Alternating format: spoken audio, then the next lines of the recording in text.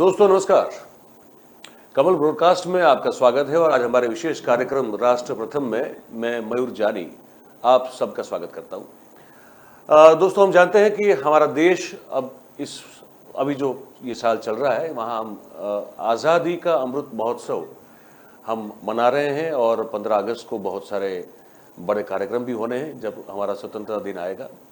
और अभी तो हर घर तिरंगा वाली ये यात्रा भी चल रही है, लेकिन दूसरी ओर बिहार में कुछ अलग ही तरह की आज़ादी जो है का आज नज़ारा हमको नज़र जो है देखने में आ रहा है।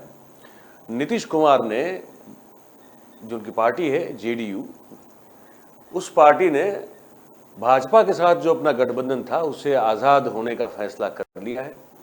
बिहार में राजनीतिक रूप से जो भी सरगर्मी है वो बहुत तेज़ी में है। नीतीश कुमार अभी जब हम आपसे बात कर रहे हैं तो पता चल रहा है कि वो पहुंचे हुए हैं राज्यपाल के निवास स्थान पर और वहां पर वो इस सरकार का इस्तीफा देंगे और आने वाले दिनों में, कल हो सकता है कल या परसों में, ये आज भी हो सकता है कि वो जो नई सरकार उनके पास जो बनाने के लिए जो भी स्ट्रेंथ है उसका भी आज वो वहाँ पे ब्यौरा दे सकते हैं। इस पर हम आज बात करने वाले हैं और ये मामला ये है कि जैसे बिहार बता रहे थे, बिहार में जेडीयू ने भाजपा से गठबंधन को तोड़ दिया है। अब जैसे मैं बता रहा था, किसी भी वक्त इसका औपचारिक ऐलान तो भी हो ही जाएगा राज्यपाल से मिलेंगे तो, और नीतीश राज्यपाल के पास गए हैं मिलने के लिए। अब नीतीश जो है वो राजद मतलब कि जो राष्ट्रीय जनता दल है लालू प्रसाद जी का, और जिनके बेटे सुपुत्र तेजस्वी यादव उसको भी लीड कर रहे हैं, और उसके साथ साथ कांग्रेस और कम्युनिस्ट पार्टी जो है उनके साथ मिलकर सरकार बनाएंगे, ये अब बिल्कुल तय माना जा रहा है। कुल मिलाकर भाजपा का सत्ता से बाहर होना जो बिहार है वहाँ पे बिल्कुल तय माना जा रहा है।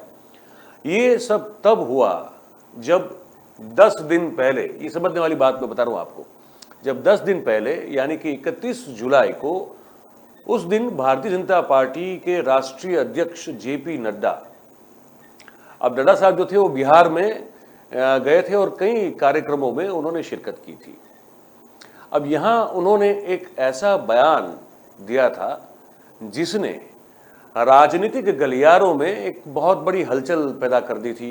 ऐसी बहुत सारे ऐसे डिबेट शुरू हो गए, बहुत सारे ऐसी बातें शुरू हो गई कि क्या ये इशारा एक तरह का एक चेतावनी भरा है या इसको धमकी माना जाए, कैसे इसको देखेंगे इस बयान को। क्योंकि भाजपा जिस तरह से अभी विजय रथ पर सवार है पूरे देश में, और महाराष्ट्र हमारे सामने बिल्कुल एक उदाहरण है, प्रस्तुत है कि पिछले महीने महाराष्ट्र में क्या हुआ, तो सवाल उठ रहा है कि क्या नड्डा के बयान ने ही भाजपा और जदयू के गठबंधन में आखिरी कील ठोकी। पहले ये जानते हैं कि नड्डा ने क्या कहा था। नड्डा ने ये कहा, ये दोस्तों सुनने वाली बात है, नड्डा ने कहा कि भाजपा एक विचारधारा से प्रेरित पार्टी है। इससे आगे नड्डा ने यह कहा कि हम एक विचारधारा पर आधारित पार्टी है, हम एक केडर आधारित पार्टी हैं, और जो कार्यालय होते हैं जिसको कमलम कहा जाता है, पूरे देश में जितने भी कार्यालय होते हैं भाजपा के उन सबको कमलम कहा जाता है। तो कहा कि कार्यालयों की एक बड़ी भूमिका है। भाजपा कार्यालय कार्यकर्ताओं के लिए एक बिजली घर है, एक ऐसी जगह है जहां से करोड़ों कार्यकर्ता पैदा होते हैं और जैसे रिचार्ज भी हो जाते हैं। और भाजपा अध्यक्ष जेपी नड्डा ने इससे आगे बढ़ के जो कहा वो समझने वाली बात है। उन्होंने कहा कि, ये उनके शब्द हैं, मैं कोट अनकोट उनको जो है दोहरा रहा हूं। उन्होंने कहा कि मैं बार बार कहता हूं कि देखो, अगर ये विचारधारा नहीं होती तो हम इतनी बड़ी लड़ाई नहीं लड़ सकते थे। सब लोग मतलब कि अन्य जो राजनीतिक दल हैं मिट गए, सब लोग मतलब कि सब अन्य राजनीतिक दल मिट गए, समाप्त हो गए, और जो नहीं हुए वो हो जाएंगे। रहेगी तो केवल भाजपा ही रहेगी। भाजपा के विरोध पक्ष में लड़ने वाली कोई भी राष्ट्रीय पार्टी अब बची नहीं है। और हमारी जो असली लड़ाई है, मतलब कि भाजपा की जो असली लड़ाई है, वो परिवारवाद और वंशवाद के खिलाफ है।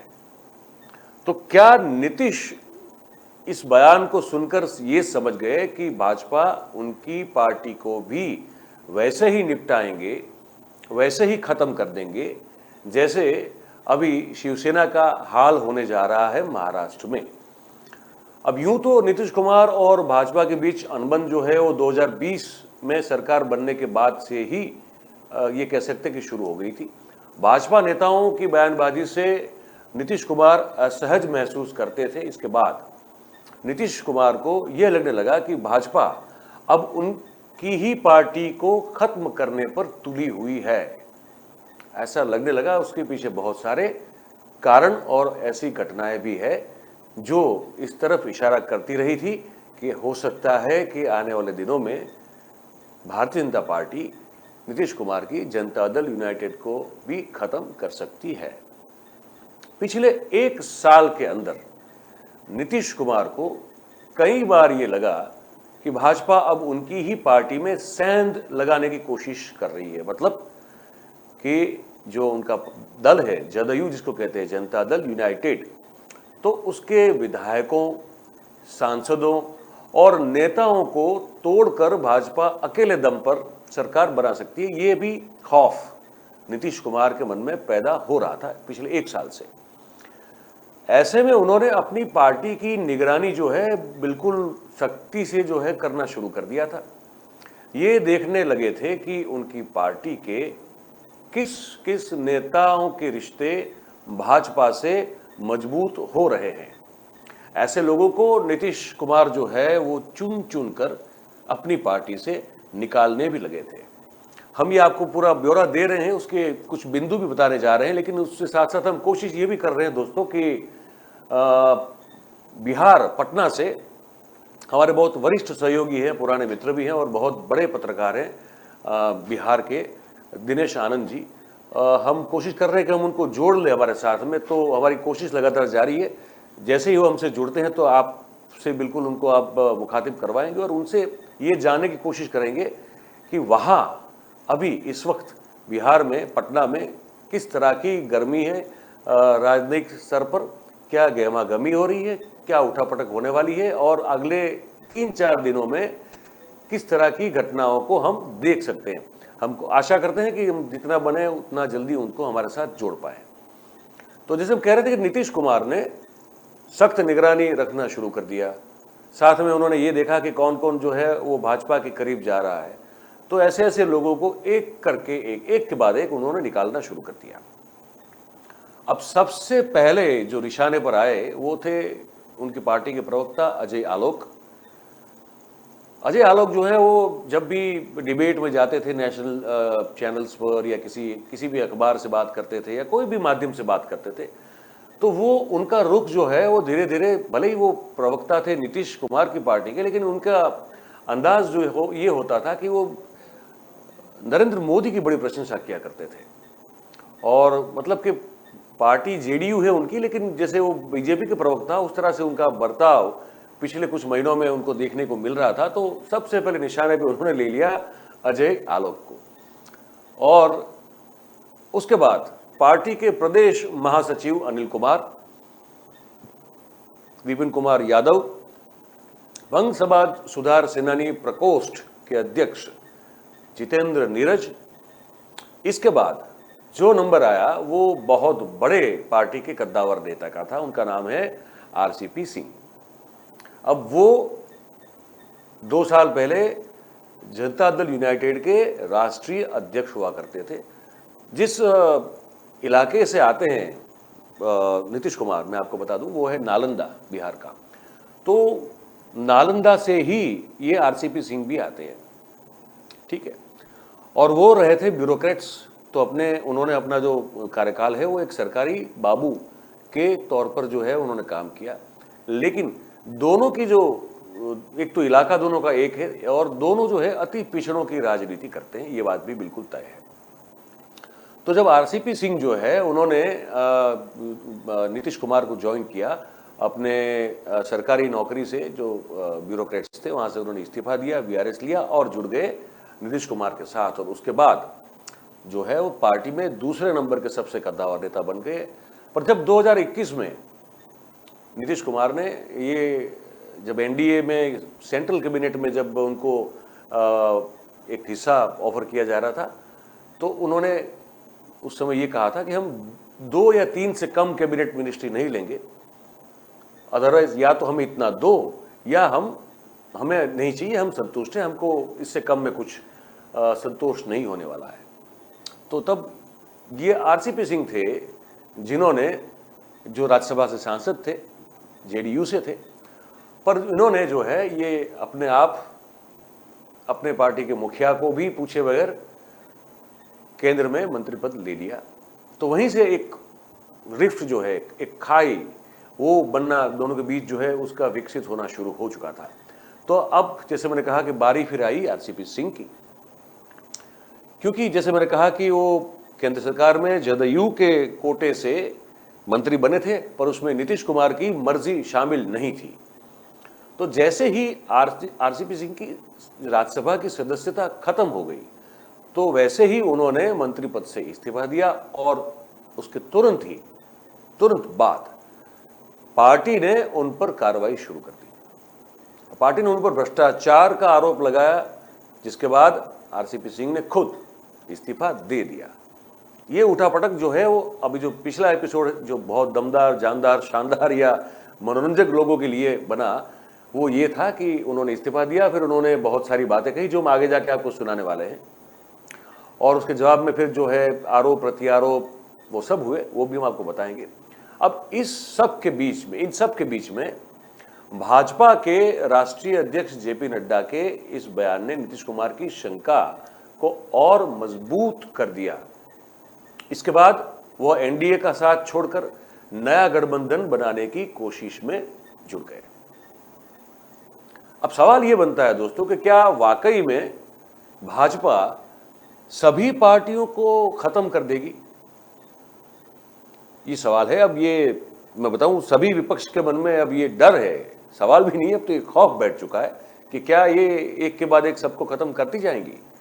मौजूदा जो समय है, देश के 19 राज्यों में भाजपा सत्ता में है। इन राज्यों में देश की करीब 59% आबादी रहती है। वहीं कांग्रेस की सरकार अब 4 राज्यों तक ही सिमट कर रह गई है।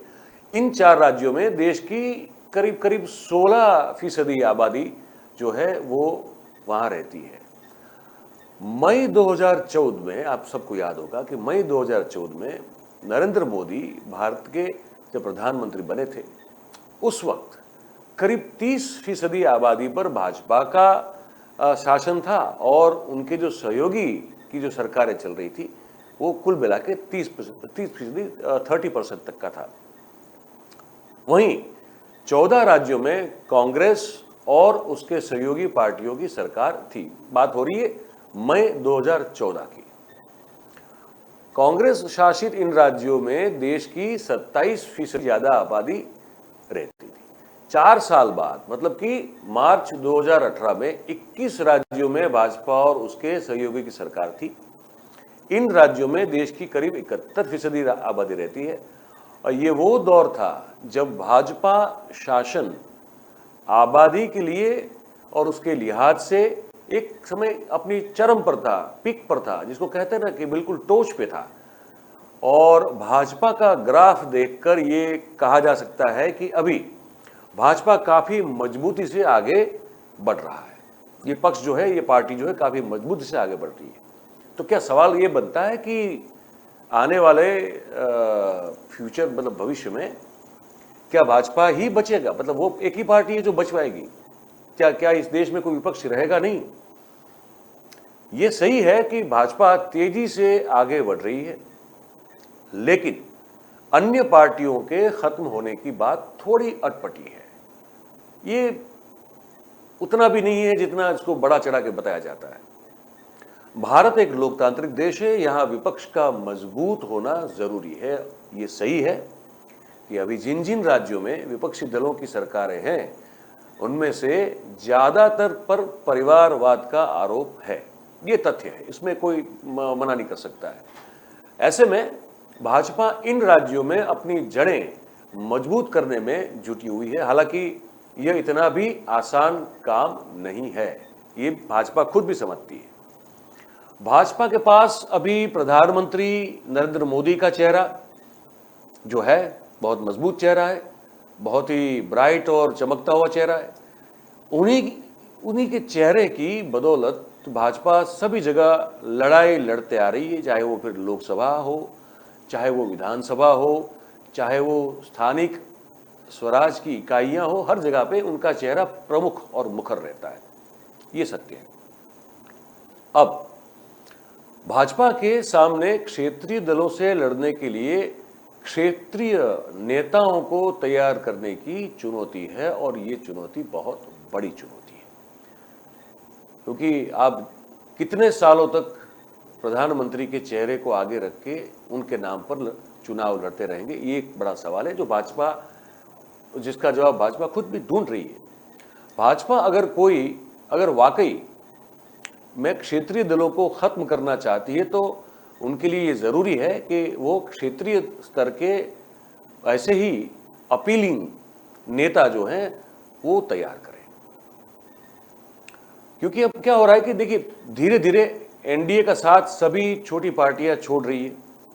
ऐसा इसलिए क्योंकि उन्हें डर है कि भाजपा एक न एक दिन उन्हीं की पार्टी को खत्म कर देगी। इसीलिए वो तमाम वैचारिक मतभेद, आपस में कॉमन मिनिमम प्रोग्राम भी नहीं बनता, वो भी कहीं मेल नहीं खा रहा है, और बहुत सारे ऐसे इश्यूज हैं जहां पे कोई सहमति नहीं है, लेकिन फिर भी विपक्ष के जो अलग अलग दल हैं वो तमाम प्रकार के वैचारिक मतभेद होने के बावजूद भी विपक्ष के अन्य दलों एक दूसरे के साथ वो जा रहे हैं, जुड़ रहे हैं, कैसे भी करके मेल बना रहे हैं।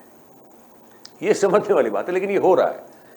अब 2 साल में मैं बताऊं क्या क्या हुआ, तो ये आप समझिए, ये बड़ा इंटरेस्टिंग सा मामला है कि 2020 में जब जदयू और भाजपा ने साथ मिलकर सरकार बनाई थी, तभी से ये कयास लगने शुरू हो गए थे कि सरकार ज्यादा दिन तक नहीं चलेगी। इसका एक बड़ा कारण ये था कि जदयू के मुकाबले भाजपा के पास बहुत ज्यादा सीटें थी। इसके बावजूद भाजपा हाईकमांड ने नीतीश कुमार को ही मुख्यमंत्री बनने का मौका दिया। इससे भाजपा के एक बड़े खेमे में काफी नाराजगी थी। अब जाहिर है वो होगी, क्योंकि भाजपा के पास 75 के आसपास सीटें थी और जेडीयू के पास 43, तो बहुत बड़ा फासला था। और फिर भी नीतीश कुमार को मुख्यमंत्री बनने का फैसला जो है वो भाजपा आलाकमान ने लिया था। और इसके साथ साथ फिर जो वहाँ का जो लोकल नेतृत्व था वो समय समय पर वो अपनी नाराजगी जाहिर भी करते थे। अब मैं बीच में इसलिए रुक रहा हूँ क्योंकि मैं कोशिश फिर से हम लोग कर रहे हैं कि दिनेश जी को जोड़ पाएँ अगर हमारे साथ पटना से, तो वहाँ अभी जो चल रहा है उसके बारे में बहुत जो इन्फॉर्मेशन है बिल्कुल धरातल की जो है हमको दे पाएंगे। तो मैं कोशिश कर रहा हूँ, हम हमारे पीसीआर की जो हमारे दोस्त हैं उनको भी कह रहे हैं कि अगर वो दिनेश जी को जोड़ पाएँ तो हम उनसे बात करें, अभी शुरू करें और जाने के पटना में अभी क्या हो रहा है। दिनेश जी नमस्कार, मेरी आवाज आ रही है आपको? आपको अब आपकी आवाज मुझ तक पहुंच नहीं रही है। मेरी आवाज अगर आपको आ रही हो तो मुझे भी आपकी आवाज आनी चाहिए। बिल्कुल। कोशिश मयूर, कुछ तकनीकी खराबी थी जिस वजह से हमारा संपर्क टूट गया था। अगर आवाज आ रही हो तो मैं अपनी बिल्कुल बिल्कुल आपकी आवाज आ रही है। बहुत बहुत आपका स्वागत है और धन्यवाद। काफी बड़े लंबे अरसे के बाद मैं और आप जो है टेलीविजन की स्क्रीन पे फिर से जो है एक साथ अभी बातचीत कर रहे हैं। तो मैं दर्शकों से इतना बताऊंगा, हम बहुत पुराने सहयोगी हैं और एक अच्छी खासे अरसे तक हमने एक ही संस्थान में साथ में, वो बिहार से थे, मैं गुजरात से बैठ के काम किया करता था। तो आपका बहुत बहुत स्वागत है। अब दिनेश जी धन्यवाद। ये बताइए कि हो क्या रहा है अभी जो हो रहा है वो तो दिख रहा है, लेकिन अंदर क्या चल रहा है, आगे क्या होने वाला है बिहार में? देखिए, अभी जो खबर आ रही है कि मुख्यमंत्री नीतीश कुमार, फागू चौहान जो बिहार के राज्यपाल हैं उनसे मुलाकात की थी उन्होंने, और उन्होंने अपना इस्तीफा उन्हें सौंप दिया है। और वहां से नीतीश कुमार बाहर निकल के पास में ही वहां राबड़ी देवी के आवास तक पहुंचे हैं और राबड़ी देवी के आवास पे इस वक्त नीतीश कुमार मौजूद हैं और राष्ट्रीय जनता दल के जदयू के जो कार्यकर्ता हैं, नेता हैं, वो भी वहाँ उपस्थित हैं। और अब से थोड़ी ही देर में तेजस्वी यादव और नीतीश कुमार एक संयुक्त प्रेस वार्ता को संबोधित करने वाले हैं। साथ ही एक खबर ये भी छन करा रही है कि नीतीश कुमार ने अपना इस्तीफा तो दे दिया है, साथ ही आंकड़े हैं जितने विधायक नीतीश कुमार के साथ हैं, उनका एक पूरा ब्यौरा उन्होंने राज्यपाल को सौंपा है। और एक खबर ये भी आ रही है कि जैसे शपथ ग्रहण जब इनका होता है नीतीश कुमार का, जी। इसके तुरंत बाद वो दिल्ली का रुख करेंगे और वहाँ पे सोनिया गांधी और राहुल गांधी के साथ मुलाकात करेंगे। तो दिनेश जी, शपथ ग्रहण का कोई मतलब कोई समय या दिन निर्धारित तो अभी हुआ नहीं होगा कि हो चुका है? नहीं, अभी ये सब चीज़ें निर्धारित नहीं हैं, अभी उन्होंने अपना इस्तीफा सौंपा है। और अभी जो प्रेस वार्ता शुरू होने वाली है थोड़ी देर में, उसमें नीतीश कुमार अपना पक्ष रखने वाले हैं।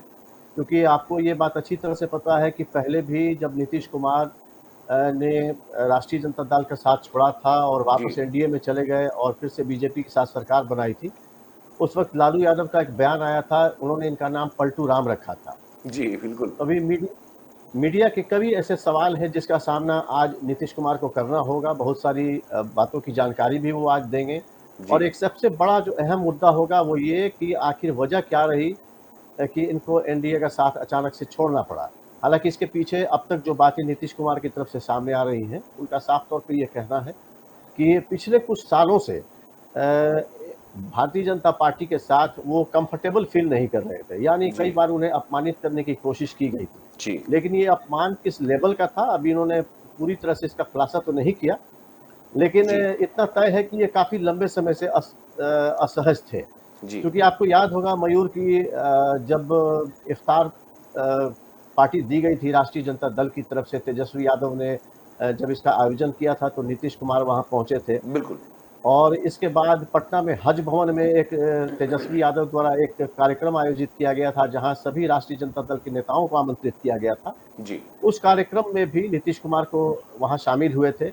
और अभी हाल में जब लालू यादव की तबीयत बिगड़ी थी और उनको पटना के पारस हॉस्पिटल में एडमिट कराया गया था, जी, उस बिल्कुल। वक्त भी नीतीश कुमार लालू यादव को देखने अस्पताल पहुँचे थे। जी। तो इस तरह की कई ऐसी घटनाएँ हैं जो ये ऐसा बताती हैं कि नीतीश कुमार एक तरफ भारतीय जनता पार्टी के साथ खुद को असहज महसूस कर रहे हैं और दूसरी तरफ राष्ट्रीय जनता दल की तरफ उन्होंने दोस्ती का हाथ बढ़ाना भी शुरू कर दिया था।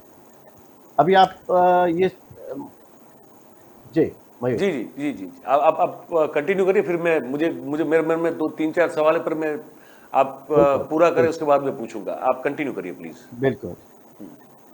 अब यहाँ एक सबसे बड़ा मामला ये है कि अब तेजस्वी यादव के साथ जो अब ये सरकार बनने जा रही है, ये नीतीश कुमार यहाँ कंफर्टेबल फ़ील करते हैं या नहीं? चूँकि पहले भी नीतीश कुमार के साथ ऐसा हुआ था, जब वो राबड़ी देवी के जब तेजस्वी यादव के साथ उन्होंने सरकार बनाई थी और तेजस्वी उप मुख्यमंत्री के तौर पे थे वहाँ, तो नीतीश कुमार उनको छोड़ कर के भारतीय जनता पार्टी के साथ फिर चले आए थे, इसलिए कि वो आरजेडी में कहीं न कहीं खुद को असहज महसूस कर रहे थे। तो ये जो वक़्त-वक़्त पर पाला बदलने का जो इनकी ये जो एक ये आदत है और साथ में ये कभी भारतीय जनता पार्टी के साथ होते हैं तो उनके साथ असहज होते हैं, साथ ही राष्ट्रीय जनता दल के साथ होते हैं तो उनके साथ भी असहज होते हैं। तो ये सिलसिला जो है काफ़ी लंबे समय से जो है वो चलता आ रहा है और बिहार की राजनीति ने ये करवट तो अब ले ली है, लेकिन नीतीश कुमार का ये फैसला उनके लिए और बिहार की जनता के लिए कितना ठीक होगा, सही होगा, ये आने वाला वक़्त ही तय करेगा। मयूर। अच्छा, ये बताइए दिनेश जी, अब जब आप जुड़े नहीं थे तो हम कुछ बात जब कर रहे थे दर्शकों से, तो हम उनको ये जानकारी जी, दे रहे थे कि एक एक खौफ-सा, एक डर-सा अभी जो है सभी विपक्षों में है, चाहे वो एनडीए के साथ जुड़े हों या ना हो। मतलब जो भाजपा को छोड़ के मैं बाकी सब दलों की बात कर रहा हूँ। जी। वो एक डर है उनको। और नड्डा साहब वहाँ आए थे 31 जुलाई को, हुँ, है ना? तो बिल्कुल। उन्होंने भी एक बयान दिया था कि भाजपा क्योंकि कैडर बेस्ड पार्टी है और भाजपा विचारधारा से प्रेरित पार्टी है और परिवारवाद के बिल्कुल खिलाफ वो खड़ी है और परिवारवाद खत्म कर देगी और एक ही पार्टी जी। है जो आने वाले दिनों में बचेगी। तो ये क्या कोई ट्रिगर पॉइंट था भाई नीतीश जी के लिए कि ये हमको भी निकल जाएंगे? क्योंकि महाराष्ट्र का उदाहरण जो है, एग्जाम्पल सबके सामने है बिल्कुल। और सबको ये मन में खौफ है कि जी, ये खत्म कर देंगे हमको। तो क्या ये एक वजह थी? जी। आप मानते हैं कि कुछ और भी था इसके पीछे? बैटरी लो है। देखिए, यहाँ एक चीज़ है कि अभी हाल में 2 घटनाएँ हैं मयूर। पहली बात ये है कि बिहार विधानसभा का शताब्दी वर्ष समारोह मनाया गया विधानसभा परिसर में, जहाँ प्रधानमंत्री नरेंद्र मोदी जी खुद उपस्थित हुए थे उस कार्यक्रम में। जी, जी, और बिहार विधानसभा के जो अध्यक्ष हैं विजय सिन्हा, वो भाजपा कोटे से ही आते हैं।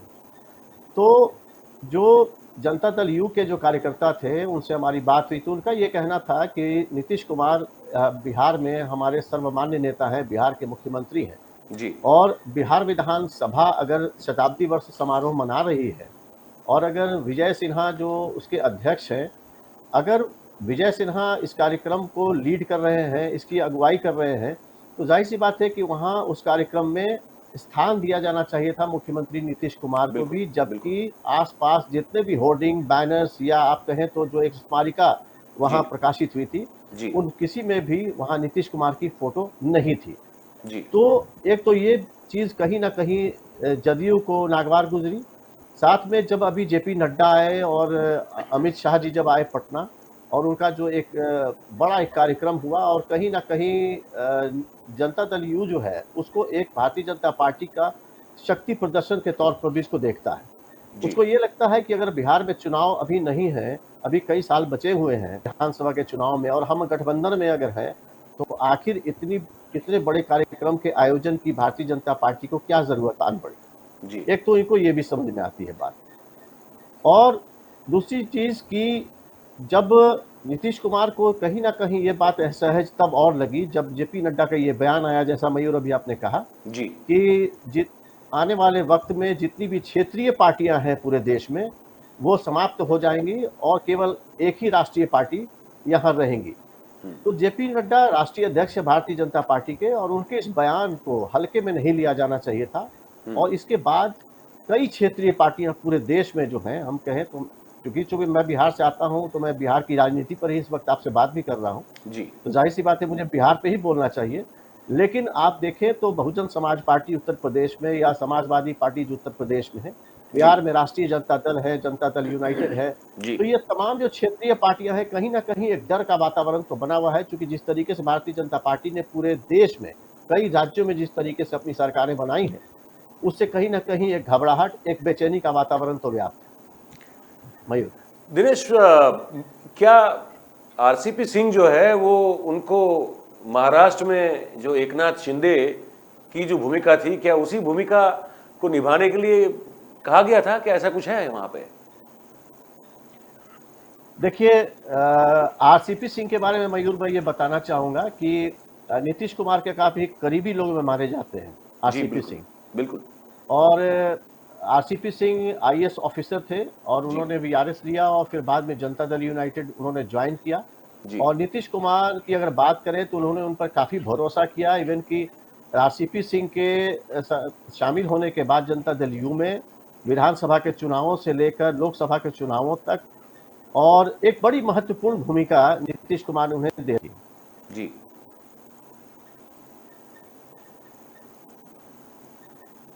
आपकी आवाज़ नहीं आ रही है दिनेश जी। शायद हो सकता है कि कुछ टेक्निकल प्रॉब्लम अभी फिर से शायद खड़ी हो। तो हम आशा करते हैं कि दिनेश जी जुड़े, क्योंकि बहुत इंसाइट है उनके पास, और क्योंकि बिहार की राजनीति को वो पिछले 20-22 साल से कवर कर रहे हैं और बड़े प्रखर और वहाँ के बहुत वरिष्ठ पत्रकार हैं और हमारे साथ अभी जुड़े थे।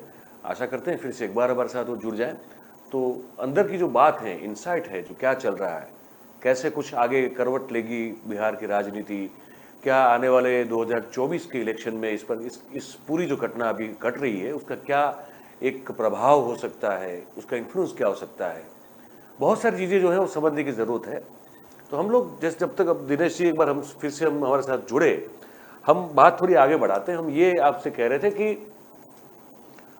तो नीतीश जी जो है बड़े चौकन्ने हो गए थे कि किस तरह से उनके नेताओं को, उनके कार्यकर्ताओं को, उनके लीडर्स को कैसे जो है वो आकर्षित कर रही थी भाजपा, और उन्होंने कुछ सख्त कदम भी लिए। हमने बताया कि जैसे अंतिम कदम जो था वो आरसीपी सिंह का था। कई बार मैं बताऊं आपको कि कई बार भाजपा के नेताओं ने नीतीश कुमार के खिलाफ बयान दिया। अब ये बड़ा इंटरेस्टिंग है, तब मजबूरन जो है नीतीश कुमार ने ये सब सुनना भी उनको पड़ा, वो कुछ रिटेलिएट कर नहीं पा रहे थे या करना नहीं चाहते थे। कहा तो ये भी जाता है कि मुख्यमंत्री भले ही नीतीश कुमार हो, लेकिन बड़े फैसले बिना भाजपा की सहमति के वह नहीं ले सकते थे, ये कहा जाता है। फ्री स्टाइल में काम करने की उनकी आदत है। अब क्योंकि दबे हुए थे, उनके पास संख्या बल था नहीं विधायकों का, तो वो दबे हुए थे, तो उस तरह से उनको दबकर जो है काम करना पड़ा। लेकिन मुझे लगता है एक बार फिर से दिनेश जी हमारे साथ जुड़ चुके हैं। जी जी जी दिनेश जी, तो हमारी बात ये हो रही थी, तो मतलब क्या ये एकनाथ शिंदे बनने की तैयारी में थे या बनाने की भूमिका थी वहां पे इनको, आरसीपी सिंह को? देखिए मयूर, आरोप बिल्कुल आरोप जो बातें नीतीश कुमार कह रहे हैं जी, उससे तो यही लगता है, उनकी बात अगर हम माने तो उससे तो यही लगता है कि एक नाथ शिंदे बनाने की तैयारी चल रही थी आरसीपी सिन्हा को जी, क्योंकि लेकिन मामला कुछ इस तरह से हुआ कि नीतीश कुमार केंद्रीय मंत्रिमंडल का जब विस्तार हो रहा था मयूर, उस वक्त वो चाहते थे, उनका ये कहना था कि हमारे 2 या 2 से ज्यादा हमारे केंद्र में मंत्री होने चाहिए, लेकिन केंद्रीय नेतृत्व जो था वो इस बात के लिए तैयार नहीं था। वो किसी जदयू कोटे से किसी एक को ही मंत्री बनाने के पक्ष में था जी। और आरसीपी सिंह जो नीतीश कुमार के खास थे, उस वक्त वो जनता दल यूनाइटेड के राष्ट्रीय अध्यक्ष भी थे। तो जदयू का ये कहना है कि नीतीश कुमार को बिना सूचना दिए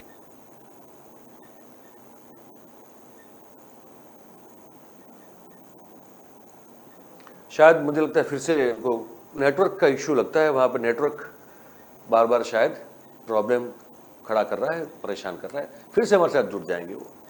तो हम कह रहे थे जैसे जुड़ेंगे हम उनसे वापस जो है जुड़ के फिर आगे क्या हो रहा है उसके ऊपर जानकारी प्राप्त करने की कोशिश करेंगे।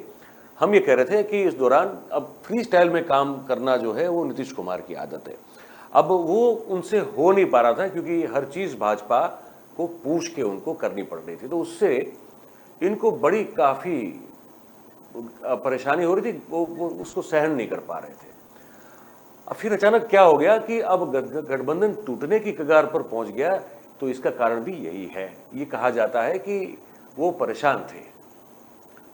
उसमें 2-3 जो बिंदु हैं उस पर हम बात करें तो एक तो ये था कि केंद्र सरकार के फैसले के खिलाफ वो बोल नहीं पाते थे। केंद्र का कोई भी फैसला हो, हालांकि वहाँ केंद्र में वो कहीं कैबिनेट में उनकी हिस्सेदारी थी नहीं, लेकिन वो बोल नहीं पाते थे। जैसे कि कृषि बिल का मामला था, या जाति आधारित जनगणना, या तो बिहार को विशेष राज्य देने की मांग, या तो फिर जो अभी बहुत संवेदनशील हो चुका था वो अग्निवीर का मामला। तो हर बार नीतीश कुमार केंद्र सरकार के फैसलों के खिलाफ खड़े होना चाहते थे, लेकिन भाजपा के साथ की मजबूरी ने उन्हें रोक दिया। वो चाहते हुए भी उसके खिलाफ, इन सब चीज़ों के खिलाफ कुछ बोल नहीं पाते थे। ये एक बहुत बड़ा ये बिंदु भी समझने की कोशिश कीजिएगा।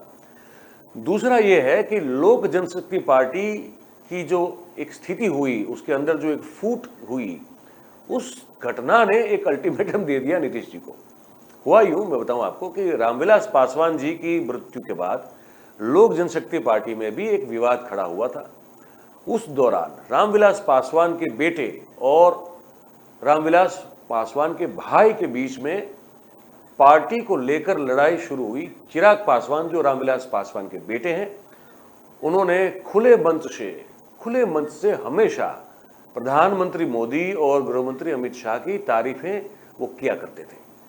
लेकिन जब उन्हीं की पार्टी में फूट पड़ी तो भाजपा ने उनका साथ नहीं दिया। ये भी बड़ी इंटरेस्टिंग और समझने वाली बात है। अब यहाँ तक कि चिराग पासवान जब फोन करते थे भाजपा हाईकमान को तो वो उठाते भी नहीं थे। तो रामविलास पासवान के भाई हैं पशुपति कुमार पारस, उन्होंने सांसदों का सपोर्ट दिखाते हुए भाजपा से हाथ मिला लिया और खुद केंद्रीय मंत्री बन गए।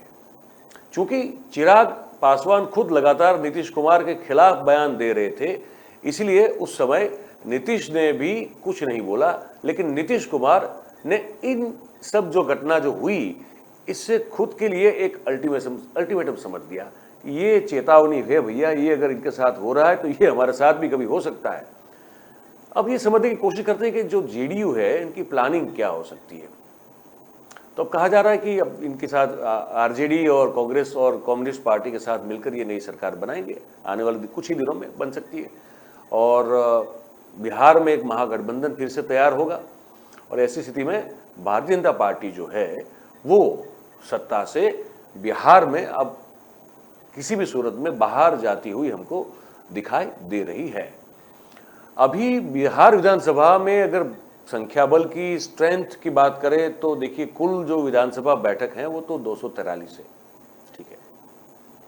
यहां बहुमत साबित करने के लिए किसी भी पार्टी को 122 सीटों की जरूरत होती है। वर्तमान आंकड़ों को अगर देखें तो बिहार में सबसे बड़ी पार्टी राष्ट्रीय जनता दल है, जो लालू प्रसाद यादव की पार्टी है। उसके पास विधानसभा में 79 सदस्य है, 79। वहीं भाजपा के पास 77 है, जदयू के पास 45, कांग्रेस के पास 19 और वाम दलों के पास 16। एआईएम के पास 1, हिंदुस्तानी आवाम मोर्चे के पास 4 सदस्य है। उनके अलावा एक निर्दलीय विधायक भी है। अब फिर से हमारे साथ दिनेश जी जुड़ चुके हैं, तो हम फिर से उनका स्वागत करते हैं। तो मैं तो गुरु ये कह रहा था अभी बात करते करते, आप जब टेक्निक ये कनेक्शन आपका लॉस्ट हो गया, तो कि अब जो आगे जो क्या हो रहा है तो वो तो है ही है, लेकिन ये जो चेतावनी कैसे मिली, तो हम एक जिक्र कर रहे थे कि जो लोक जनशक्ति पार्टी में चिराग पासवान के साथ हुआ, क्या वो भी एक अल्टीमेटम था नीतीश जी के लिए, ऐसा मान सकते हैं क्या? देखिए, लोक जनशक्ति पार्टी में चिराग पासवान ने जब पूरा कमान संभाला, और जहाँ जहाँ भी जनता दल यूनाइटेड ने अपने उम्मीदवार खड़े किए, वहाँ वहाँ उन्होंने अपना कैंडिडेट दिया जी। और सबसे बड़ी बात यहाँ ये रही कि जनता दल यूनाइटेड का ये कहना था कि जो सीटें उनके पास पहले थीं जी, उतनी सीटें जो हैं, उनकी सीटें उसमें कम हो गई। तो एक अच्छा खासा एक बीच का जो मार्जिन था, जो सीटें जदयू को नहीं मिल पाई और इस सरकार में वो एक छोटे भाई की भूमिका में आ गई। तो इसके पीछे कहीं ना कहीं नीतीश कुमार चिराग पासवान को जिम्मेवार मानते हैं, और उसके पीछे कहीं ना कहीं वो ऐसा सोचते हैं, या जदयू के कई ऐसे कार्यकर्ता नेता आपको मिल जाएंगे बिहार में जो ये कहते हैं कि इसके पीछे भारतीय जनता पार्टी की यह साजिश थी कि जनता दल यूनाइटेड को किसी तरह से कमज़ोर किया जाए। तो अभी जो ललन सिंह है जदयू, मैं और भी कह रहा, मेरा एक जो एंगल था उस पूरे इस बात का जिक्र करने के पीछे, वो ये था कि चिराग पासवान ने कमान संभाली, हमेशा नरेंद्र भाई मोदी की और अमित शाह की तारीफ की, पर जब उनके घर में जब फूट पड़ी और रामविलास पासवान के भाई साहब जो हैं, उन्होंने जब जो है पार्टी छीन ली चिराग पासवान से और केंद्र में मंत्री भी बन गए, और ये जब उस समय अमित शाह को या भारतीय जनता पार्टी के हाईकमान को मिलने की बात करने की कोशिश करते रहे, तो उनकी किसी ने सुनी भी नहीं। तो मतलब ये हुआ ना कि पार्टी जिसकी थी उसकी तो रही नहीं और कोई और लेके चला गया। तो ये क्या एक अल्टीमेटम जैसा मान सकते हैं नीतीश जी की? ये उन्होंने देखा खुद होते हुए कि ये तो गए, इनका तो खत्म हो गया। शिवसेना का हाल वहां हो रहा है महाराष्ट्र में, तो या ये सब चीजें क्या अल्टीमेटम के तौर पर देखी जा सकती है उनके लिए, या उन्होंने देखा होगा? मैं ये समझने की कोशिश कर रहा हूं। देखिए, नीतीश कुमार ये समझ गए थे कि उस वक्त चिराग पासवान को जिस काम के लिए आगे किया गया था, अब उसी काम को करने के लिए उन्होंने आरसीपी को आगे किया। ये ऐसा उनकी समझ है अपनी। बिल्कुल। हालांकि इसमें कितनी सच्चाई है, अब जहां सवाल भारतीय जनता पार्टी की मयूर, तो आप बीजेपी के अगर नेताओं से बात करेंगे तो उनका कहना है कि हमें ये समझ नहीं आ रहा है कि नीतीश कुमार को यह कदम उठाने की जरूरत पड़ी तो क्यों पड़ी आखिर। और हमारा हमारा मकसद कभी भी भारतीय जनता पार्टी का ऐसा नहीं रहा कि हम नीतीश कुमार को नीचा दिखाने की कोशिश करें, क्योंकि वो हमारे हमारे साथ हैं और उनके समर्थन से हमारी सरकार चल रही है। दूसरी बात ये है कि भारतीय जनता पार्टी ये भी कहती है कि अगर सीटों की बात करें तो भारतीय जनता पार्टी के पास विधानसभा में जितनी सीटें हैं उतनी सीटें नीतीश कुमार के पास नहीं है। तो राजनीति में कहावत है कि जिसकी जितनी भागीदारी उतनी उसकी हिस्सेदारी। जी बिल्कुल। तो अगर उस हिसाब से भी बात करें तो अगर मुख्यमंत्री कोई होना चाहिए तो वो भारतीय जनता पार्टी के कोटे से किसी को होना चाहिए था। जी लेकिन बिहार में एक चीज है कि लोग ये कहते हैं कि भारतीय जनता पार्टी के पास ऐसा कोई चेहरा नहीं है मुख्यमंत्री के तौर पर जिसको वो सामने कर सके। तो कहीं ना कहीं बीजेपी के नेताओं का ये भी कहना है कि इस बात का फायदा जो है वो अक्सर नीतीश कुमार को मिल जाता है, क्योंकि उनको पता है कि जो कद नीतीश कुमार ने राजनीति में खुद का तैयार किया है या जो बनाया है और एक अनुभव भी है उनके पास। तो भारतीय जनता पार्टी नीतीश कुमार के साथ सरकार में काफ़ी कंफर्टेबल रही है, पहली बार भी और इस बार भी। और नीतीश कुमार दोनों ही बार इनके साथ कंफर्टेबल नहीं रहे। दूसरी तरफ राष्ट्रीय जी जी जी जी जी जी बताइए। दूसरी तरफ आरजेडी की अगर बात करें तो अभी ये बात भी सामने आ रही है कि सरकार अभी बनी नहीं है, नीतीश कुमार ने केवल इस्तीफा दिया है, अभी प्रेस वार्ता शुरू होने वाली है। लेकिन इन सब चीज़ों के बीच में एक अटकल ये भी आ रही है कि तेजस्वी यादव चाहते हैं कि उनको गृह विभाग मिलना चाहिए। जाहिर सी बात है कि वो डिप्टी चीफ मिनिस्टर तो होंगे ही, डिप्टी सीएम का पद भी उन्हें मिलेगा, लेकिन साथ में वो गृह भी चाहते हैं, जो अब तक नीतीश कुमार ने किसी को भी ये नहीं दिया है। अब देखना यहाँ मयूर ये भी दिलचस्प होगा कि आरजेडी उनको अपने पास लाने में सफल होती है या नहीं, क्योंकि आम लोगों का ये भी कहना है कि गृह मतलब हो गया आप तमाम जो पुलिस के आला अधिकारी हैं वो सभी उनके कंट्रोल में होंगे। और जो राष्ट्रीय जनता दल की पहले छवि रही है वो गोली बंदूक अपहरण और जो हत्याओं का एक बाजार गर्म था आरजेडी के सरकार में जी, और जो वो बदनामी के सहारे आज भी वो चल रहे हैं। अभी चारा घोटाला का मामला लालू यादव पर से पूरी तरह से खत्म नहीं हुआ है, सजा अभी भी वो मामला चल ही रहा है कि लालू जी लंबे समय तक सजा काट भी चुके हैं जी। बात यहाँ ये भी है कि जो बिहार की जनता है, एक वर्ग ऐसा मानता है कि Tejashwi Yadav deputy chief minister होने के साथ साथ गृह मंत्री भी होने चाहिए। दूसरा एक तबका ये है जो ये कहता है कि नीतीश कुमार को इस मामले में कॉम्प्रोमाइज नहीं करना चाहिए। ओके। लेकिन ये भी अब देखना दिलचस्प होगा, क्योंकि देखिए यहाँ अगर हम बात करें तो एक आंकड़े के सहारे मैं आपको समझाऊंगा मयूर की 79 सीट 79 सीट्स जो हैं बिहार विधानसभा में वो इस समय आरजेडी के पास है, जो बिहार में लार्जेस्ट पार्टी है इस वक्त जी। और जनता दल यू जो है वो केवल 45 सीट है। अगर आप इन दोनों सीटों को जोड़ देंगे तो 124 का आंकड़ा बनता है जी, जबकि बिहार में सरकार बनाने के लिए 122 सीट जो है वो जरूरी है और विधानसभा की जो कुल स्ट्रेंथ है वो 243 की जी।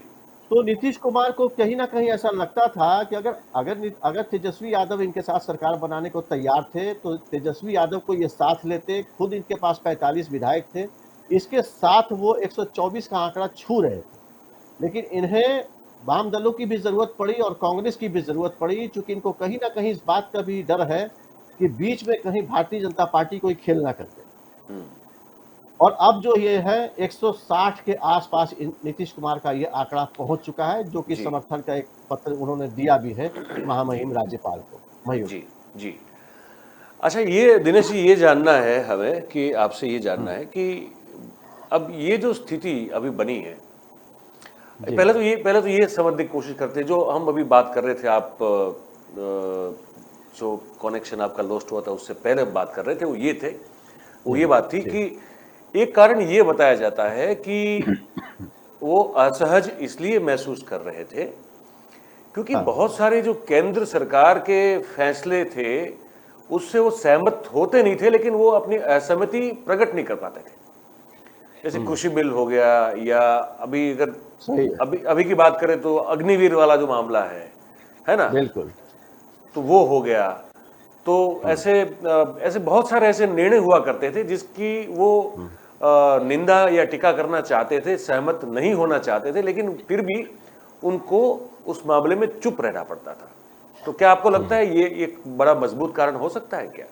और दूसरी बात कि ये भी कहा जाता है कि क्योंकि उनका संख्या बल कम था, अब चेहरे के तौर पर तो बड़े हैं लेकिन संख्या बल कम था, तो वो अगर बिहार में भी कुछ अगर नीतिगत फैसले लेने हो उनको, तो वो भारतीय जनता पार्टी के शीर्षस्थ नेतृत्व के द्वारा अगर जब तक अप्रूव नहीं होते थे वो फैसले नहीं ले पाते थे। क्या ये दो बातों में सच्चाई है? आप तो वहीं बैठे हैं, आपने तो आप वहां बैठे देख रहे हैं। बिल्कुल, देखिए काफ़ी हद तक ये सही कह सकते हैं आप इसे, चूँकि जो बिहार में 2 डिप्टी चीफ मिनिस्टर हैं, वो भारतीय जनता पार्टी के कोटे से हैं। जी एक तारकेश्वर प्रसाद है और जी एक रेणु देवी है। जी और इसके अलावा जो बिहार का स्वास्थ्य महकमा है, वो भी भारतीय जनता पार्टी के कोटे से है, जो जी मंगल पांडे यहाँ के बिहार सरकार के स्वास्थ्य मंत्री हैं, और ऐसे और भी कई सारे मंत्रालय हैं। अंदरूनी क्या मामला है, ये विभागीय मामला है, इसके बारे में कई चीज़ें जो हैं अब सरकारों से बाहर छन कर नहीं आती मयूर। चूँकि हम और जी आप काफ़ी लंबे समय से पत्रकारिता कर रहे हैं। बिल्कुल बिल्कुल। आपको इस बात का ख़ासा अनुभव है कि पहले जब हम लोग रिपोर्टिंग किया करते थे, तो अंदर खाने बहुत सारी चीज़ें हैं जो छन कर बाहर भी आती थी, जी जी और हम बिल्कुल लोगों ने उस पर काफ़ी स्टोरी भी की है पहले। बिल्कुल। लेकिन आज की जो राजनीति है और जिस तरीके से मीडिया की जो अब हालत हो गई है, जी बहुत मीडिया से लोग परहेज करने लगे हैं कि विभागीय जो बातें हैं या अंदर खाने जो चीज़ें चल रही हैं, वो छन कर मीडिया तक ना पहुँचे। नहीं पहुंचती, इसकी बिल्कुल कोशिश सभी राजनीतिक दल करते हैं आजकल। बिल्कुल बिल्कुल बिल्कुल। लेकिन अगर हम बात करें जदयू की, जो कि सरकार में है भारतीय जनता पार्टी के साथ, तो जी जदयू का साफ-साफ ये कहना है कि बहुत सारे ऐसे फैसले जदयू जो भारतीय जनता पार्टी के कोटे से जो मंत्री हैं, वो उनकी बातों से सहमत नहीं होते थे नीतीश कुमार, और उनका ये कहना था कि ये अप्रूवल होकर आएगा तो फिर हम इस पर आगे की कार्रवाई करेंगे। करेंगे। तो नीतीश कुमार उस सोच के व्यक्ति नहीं हैं कि कोई उनको इस तरीके से दबा कर रखने की कोशिश करे या उनको किसी के अधीन काम करना पड़े।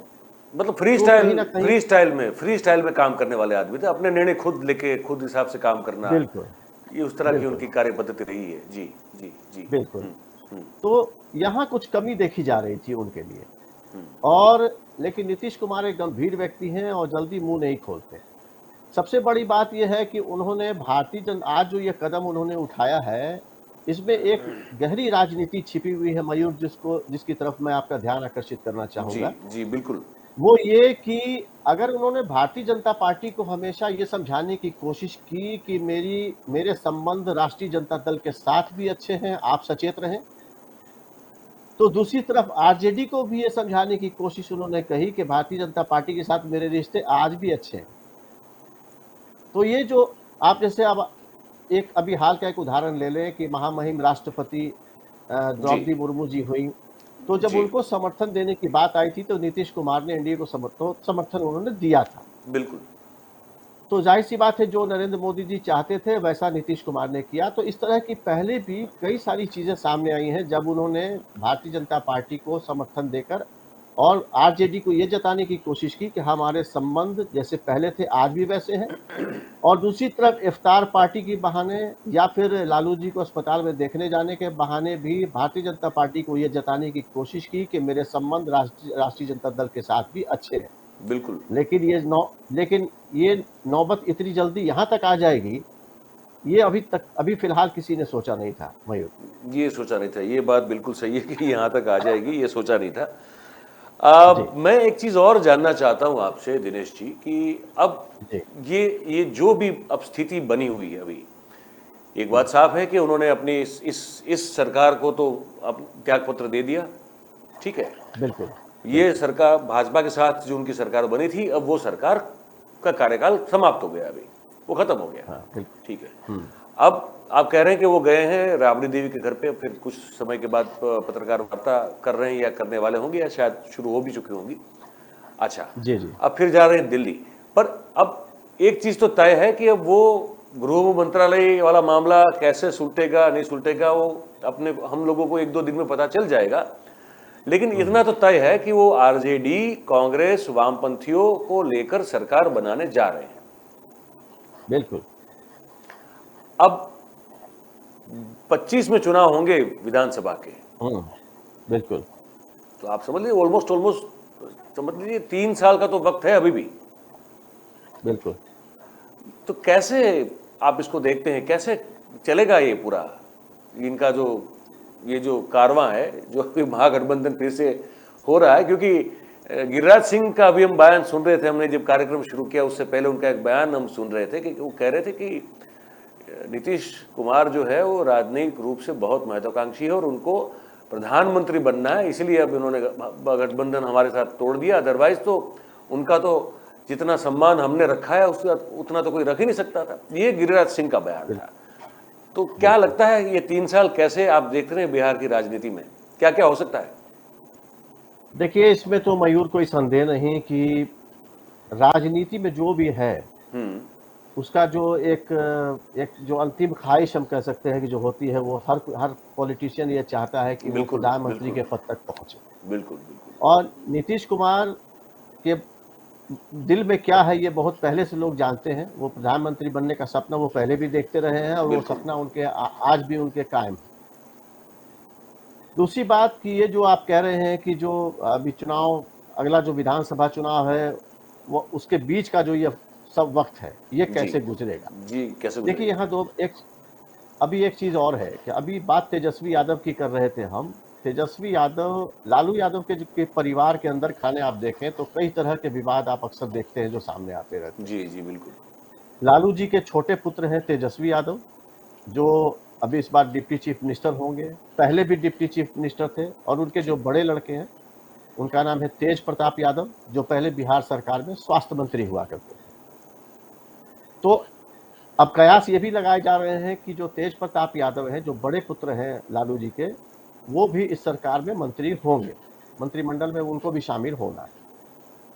क्या है कि लालू जी और नीतीश कुमार, हालांकि बड़े भाई छोटे भाई हैं वो, जी लेकिन फिर भी बड़े छोटे भाई से कर लेना एडजस्टमेंट वो बहुत मुश्किल नहीं होता है। लेकिन उनके सुपुत्रों के साथ थोड़ी सी कठिनाई तो नीतीश कुमार को पहले भी आती रही और अब भी आएगी। क्योंकि आप बड़े पुत्र की बात अगर आप देखें तो अब हर कुछ बताना ज़रूरी नहीं, लेकिन बहुत सारी चीज़ें उनके बारे में हैं कि कभी वो कुछ बन जाते हैं, कभी कुछ बन जाते हैं। अभी उनकी पत्नी के साथ एक विवाद है, उनका एक जी पारिवारिक मामला है, लेकिन वो भी जी। अदालत में चल रहा है। इस तरह की बहुत सारी चीज़ें हैं। और दूसरी तरफ नीतीश कुमार हैं, वो कम बोलते हैं, गंभीर व्यक्ति हैं, राजनीति की उन्हें अच्छी समझ है। लेकिन राजनीति की अच्छी समझ है, लेकिन उन्हें उनके साथ जो लोग चल रहे हैं, वो कितनी समझदारी के साथ आगे चलते हैं, ये इस अवधि में हमें देखने को मिलेगा। मैं कोशिश कर रहा हूं कि मैं कुछ विजुअल्स ऐसे दिखाऊं जिसमें आप तेजस्वी यादव को कुछ ऐसे वीडियोस उनके दो कुछ विजुअल्स है मेरे पास, मैं दिखाऊंगा जो आमतौर पे किसी राजनेता के होते नहीं है, देखने को नहीं मिलते। तो मैं तेजस्वी यादव की बात कर रहा हूं, मैं उनके कुछ शॉर्ट्स यहाँ पे चलाने की कोशिश कर रहा हूं। एक में वो बनियान पहनकर जो है वो टेबल टेनिस खेलते हुए दिखाई देते हैं, सही सही। ठीक है ठीक है। और दूसरे में जो है वो अपना बाहुबलीपन दिखाते हुए दिखते हैं। देखिए अब आप देख रहे हैं ना, एक जीप है, बिल्कुल ये जीप को जो है वो पीछे खींच भी रहे हैं और फिर आगे धक्का भी दे रहे हैं। तो ऐसे मतलब मैं उसको कोई टीका या निंदा नहीं कर रहा हूं, मतलब मैं ये कह रहा हूं कि थोड़े अलग किस्म के हैं ये, उनका अंदाज जो है तो कुछ निराला है। आमतौर पर पॉलिटिशियन इस तरह के ओपन माइंडेडनेस नहीं दिखाते। मैं हालांकि उसको मैं तो वेलकम करता हूं कि बड़े खुले मन से ये सब अपनी बात रखते हैं। तो ये कहा जाता है कि तेजस्वी यादव जो है वो काफी हद तक बैलेंस्ड है, जबकि तेज प्रताप यादव जो है वो उनका कुछ कहा नहीं जा सकता। नहीं, कुछ नहीं कहा जा सकता। वह तेज प्रताप यादव जो हैं, दरअसल आप ऐसे समझे तो वो खुद भी नहीं समझते होंगे कि वो अगले पल क्या करना चाहते हैं। आप अच्छा, देखेंगे वो बहुत सारी एक्टिविटीज में इन्वॉल्व होते हाँ, हैं, उनके भी बहुत सारे वीडियोस देखने को मिलते हैं। हाँ, बहुत सारे। तो वो जो वीडियोस बनाते हैं आम तौर पे, जैसे हम लोग टीवी चैनल्स पे जैसे पत्रकार वॉक थ्रू करते हैं, तो उस तरह की चीज़ें वो करते हैं। उनके साथ एक कैमरामैन भी चलता है, हाँ वो चलता कैमरा है। पर्सन उनके साथ वो अक्सर रहता है। और वो डिफरेंट अलग अलग तरह की चीज़ों पर जो है वो वीडियो बनाते हैं और उसको पोस्ट करते रहते हैं। और कभी वो कृष्ण भी बनते हैं हाँ और घोड़ों की सवारी भी करते हैं, हाँ बांसुरी भी बजाते हैं, वो बहुत सारी एक्टिविटीज़ में रहते हैं। तो उनकी अपनी एक अलग समझ है। लेकिन तेजस्वी यादव जो हैं, जो बड़े लड़के हैं, लालू जी भी कहीं ना कहीं इस बात को समझते हैं, या राबड़ी देवी भी समझती हैं कि जो छोटा पुत्र है वो ज़्यादा गंभीर है, और राजनीति में खास तौर पे अगर इस तरह की सोच आपकी नहीं है तो किसी पार्टी को चला पाना बड़ा बड़ा मुश्किल है आज बड़ा की मुश्किल है, तारीख में। बड़ा मुश्किल है, बड़ा मई हो मुश्किल गया। है। बिल्कुल, हाँ, बिल्कुल। तो तो कुल मिला नीतीश के कुमार का कहीं ना, हाँ जी, जी, जी, जी, प्लीज़।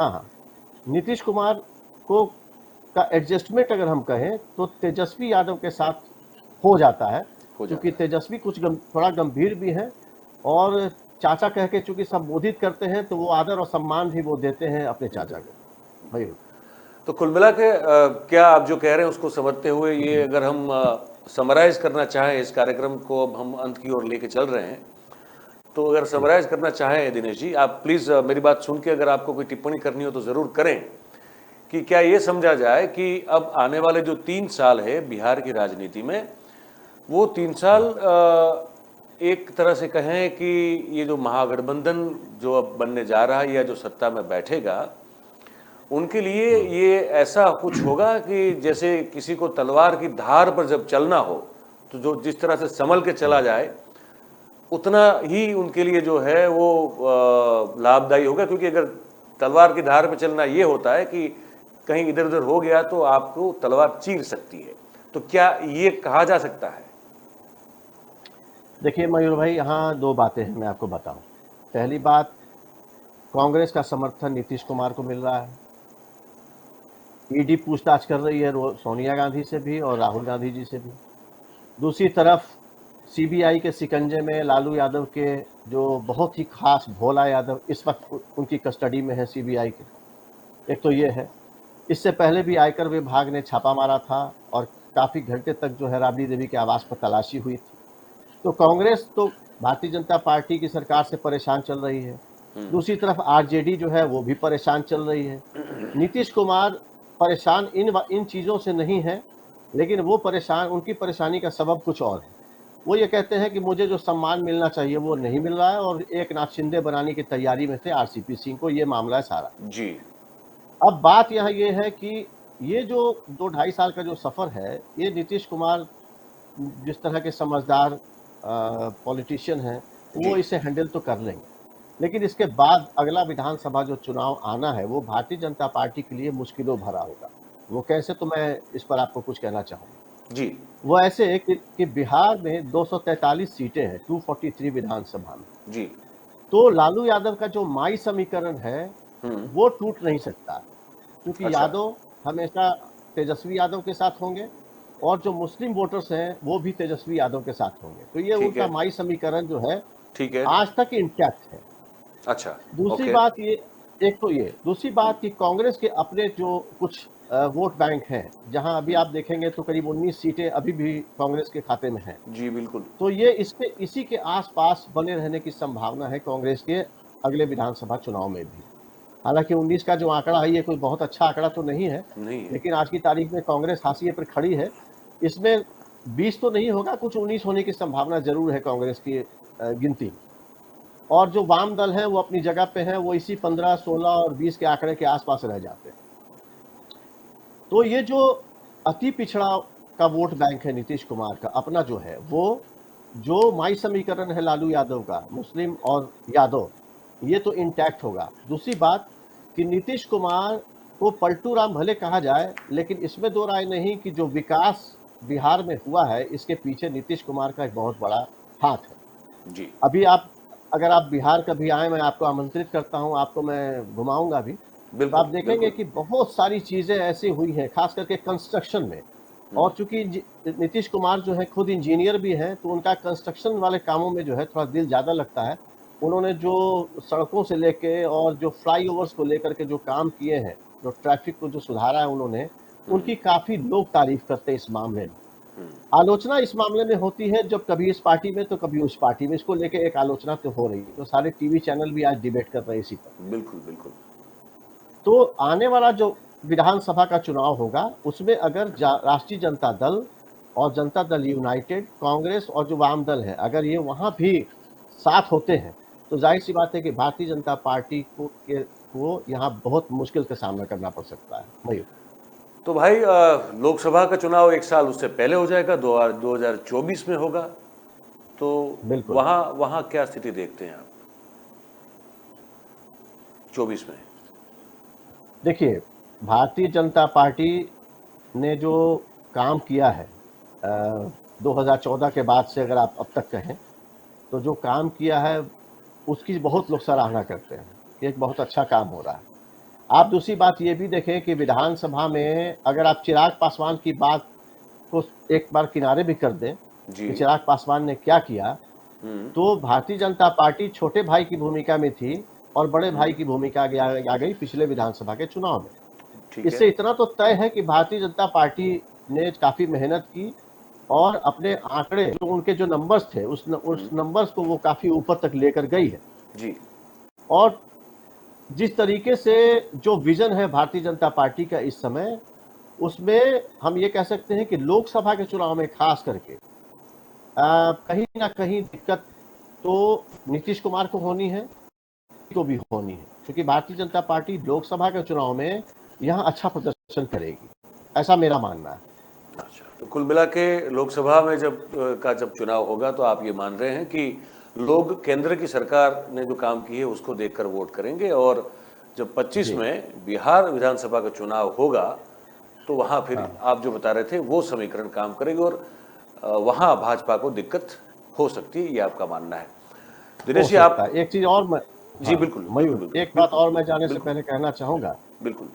कि केंद्र में जिसकी सरकार है, भारतीय जनता पार्टी की केंद्र में सरकार है, बिहार में गठबंधन में हम सरकार चल रही थी यहाँ पे, तो जो डेवलपमेंट के काम होते हैं, उसमें केंद्र अगर साथ में है, तो आपको बहुत सारी चीज़ों में फ़ायदा पहुँचता है और बिल्कुल आप कामों को बहुत आसानी से कर सकते हैं। तो ये जो आरजेडी के साथ गठबंधन किया है नीतीश कुमार ने, इनका ईगो कहीं न कहीं सैटिस्फाइड तो हो गया, लेकिन कहीं न कहीं ये बिहार की जनता के लिए ठीक नहीं होगा। चलिए, आप हमारे साथ जुड़े, आपने बहुत अंदर की जो अभी जो घटनाएं घट रही उसकी बहुत खुलकर और बहुत स्पष्ट जानकारी हमको और हमारे सभी दर्शकों को आपने पहुंचाई है।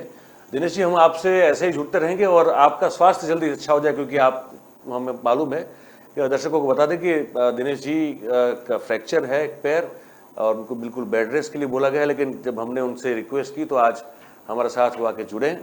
तो आप जल्दी से स्वस्थ हो जाएं और ऐसे ही हमारे साथ जुड़ते रहें, बातचीत करते रहें, ऐसी अपेक्षा आपसे रखते हैं।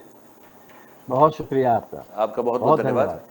तो दोस्तों, अब आज का जो हमारा कार्यक्रम है राष्ट्र प्रथम, ये यहाँ हम समाप्त करने जा रहे हैं, और ऐसे ही जो है अलग अलग मुद्दों पर राष्ट्र को प्रथम रखते हुए हम आपके बिल्कुल मुखातिब होते रहेंगे आपसे, और बात करते रहेंगे, और भिन्न भिन्न मुद्दों पर जो भी हमारी समझ में आता है, इतने साल से हम काम कर रहे हैं, और ऐसे ही जो वरिष्ठ लोग हैं उनको भी हम आपके साथ, आपके समक्ष प्रस्तुत करते रहेंगे।